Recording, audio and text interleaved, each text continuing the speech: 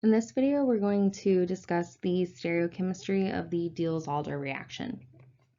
So it's important to note that Diels-Alder reactions are stereospecific. There are specific outcomes of this reaction. This reaction is a syn addition, which means that it occurs on one face of the molecule, and the configuration of the dienephile is retained. So if you start off with a cis dienephile, such as in this top example, that will end up cis in your product as well. So notice the hydrogens are on the same side, the hydrogens end up on the same side. Your esters are on the same side, they both ended up on the bottom here. So that's the first important thing to keep in mind.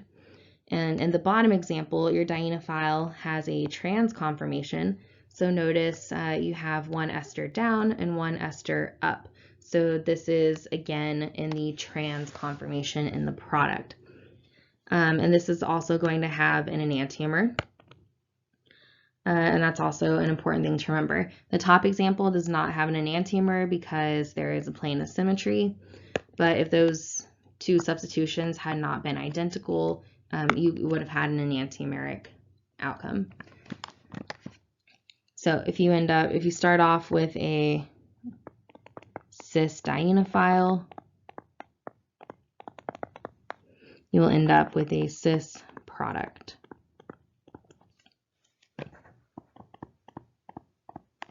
A trans dienephile will create a trans product or products.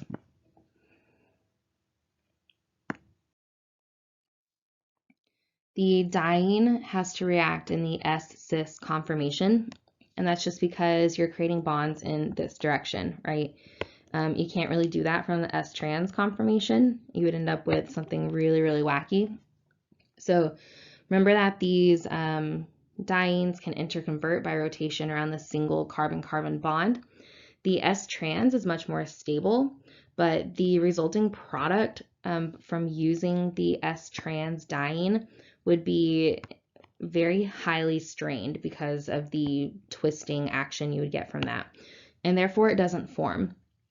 So as the molecule is going through rotation, when it hits the S-cis form, it can then react.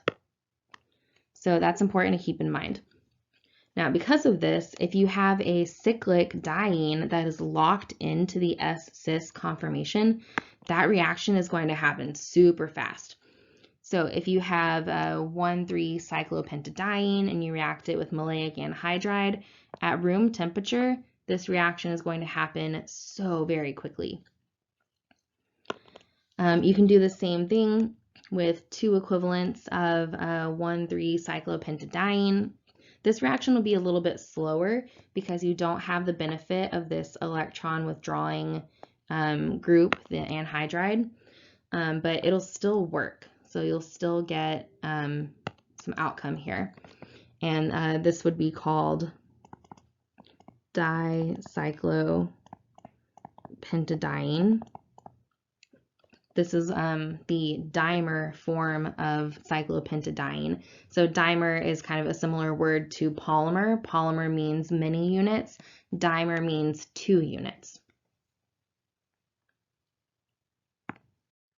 So one of the important things to keep in mind when you're thinking about the stereochemical outcomes of a Diels-Alder reaction is that you're not always going to be working with symmetric starting materials.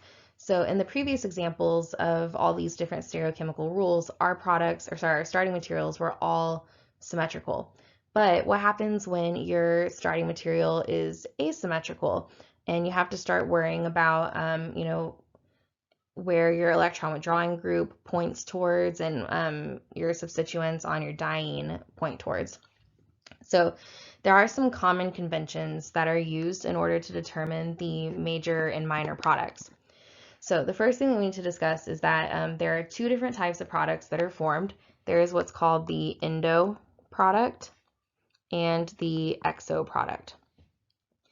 Another convention that we need to discuss is that the substituents on the diene are often referred to as outside or inside. So inside means that the group is pointing towards the other alkene, essentially. So if you were to consider this as a ring, those groups would be part of the ring, or they'd be inside the ring. The outside groups are pointing out and away from the other alkene that's involved in the diene. So they're literally on the outside of a ring if you were to form a ring, right? So you have your outside groups and your inside groups. In the endo product, the electron withdrawing group ends up on the same face of the molecule as the outside groups. So the common convention for drawing the endo product, which is the major product, is to draw the electron withdrawing group pointing down and also the outside groups pointing down. Now, if you're good with stereochemistry and good at seeing things in 3D, you can probably recognize that if you took that molecule and flipped it over like a pancake, the electron withdrawing group would be pointing up, and so would the outside groups, and the inside groups would be pointing down. It doesn't matter the up and down part. What does matter is that the electron withdrawing group and the outside groups are pointing in the same direction. So there is also an enantiomer of this product, which would have the outside groups up, the inside groups down,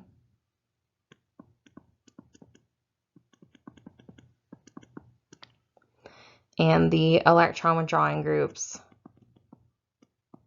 up.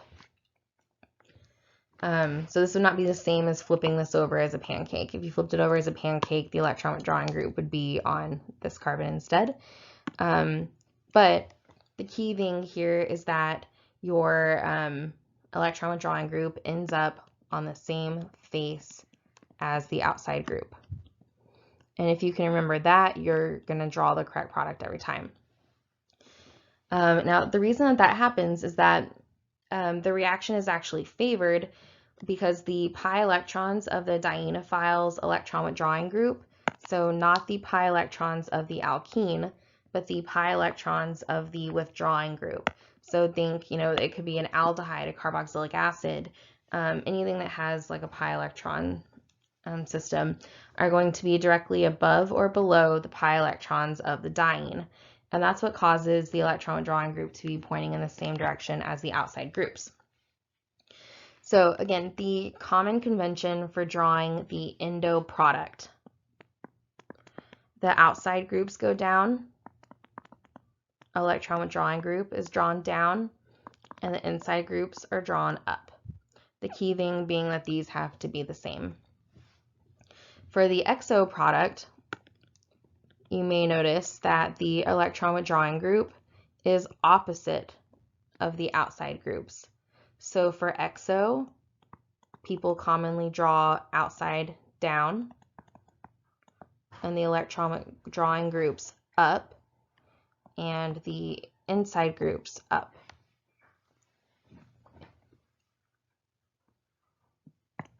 So along kind of the same thought process here, when the diene is cyclic, the ring is considered the inside substituent, which makes sense because it would be part of any ring that could be drawn. And then your hydrogens that are on here, if they're hydrogens, you could also have substituents here, would be your outside substituents. So what that means is that our electron withdrawing group needs to be opposite of the rest of the ring. So typically the ring carbons are pointed up, and then your electron withdrawing group is pointing down for your endo product. So this is our endo product. This is major, and there would also be an enantiomer, in which case you would just put this group down on this carbon and the methyl group up on this carbon. So they wouldn't be very, very different. In our exo product, which is minor, is going to have the electron withdrawing group pointing up, just like our inside groups. and this would also have an enantiomer. Also note that our dienephile is trans, and so our two substituents ended up trans. Our methyl group is up and our electron withdrawing group is pointing down. So that's another important thing to pay attention to. Another way that this could be drawn is you could also draw it flat. So I've color-coded the bond that is actually the bonds that are being formed in this reaction. And you could draw it with, the electron withdrawing group pointing down. It would still be opposite of this. This is assumed to be up in the way that this is drawn. You could also indicate to me that it is up by drawing, thicker bonds. But another key thing is that these two have to be opposite each other. So this is another way of drawing out the endo product, and you would also draw the enantiomer. And then this is another way of drawing out the exo product.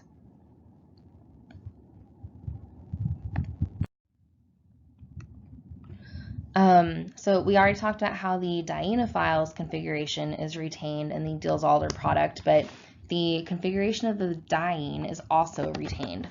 So this is outside versus inside groups. So we have an outside group and an inside group. For our endo product, the easiest thing would be to draw the outside group down, draw this going down, and that's how we end up with this endo product. And you would also have an enantiomer. And then our exo product has the inside group going up and the electron withdrawing group matching it.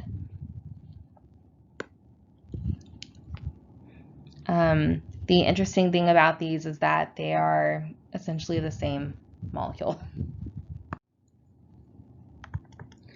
So you can draw this out like they're different and whatnot, but since they're both methyl groups, notice that we have these the same as the methyl group. If you were to flip this molecule over like a pancake, it would be this molecule. So in this situation, all the products ended up the same, but it's still fun to talk about, the different things. Also labeling out and in, this becomes a pretty easy template for endo versus exo products.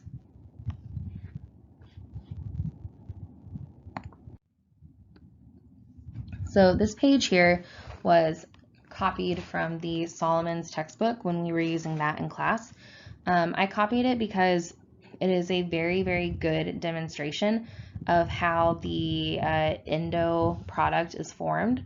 And so it's showing us the pi electrons of the electron withdrawing group being directly underneath the pi electrons of the diene.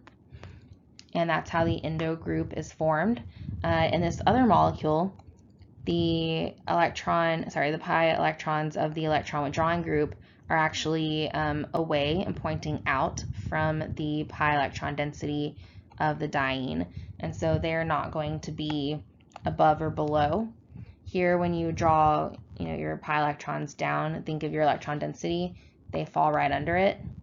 Here they would not. They would actually be outside of the pi electron density. So that's the difference between the two different approaches.